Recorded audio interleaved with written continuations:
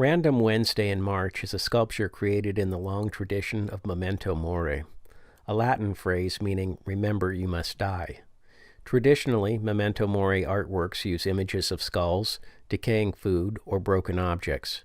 This genre can be found in ancient Roman works, the works of artists such as Franz Hals in the 1600s, or in contemporary artists such as Javier Perez or Damien Hirst. In a departure from hundreds of years of traditional imagery, Random Wednesday in March emphasizes the absence of skulls, human form, dying flowers, or decaying food.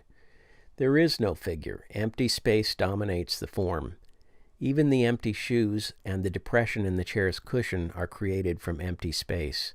The chair and shoes exist as tenuous lines fleeting in their existence. The conspicuous absence of human form engages the viewer in introspective contemplation.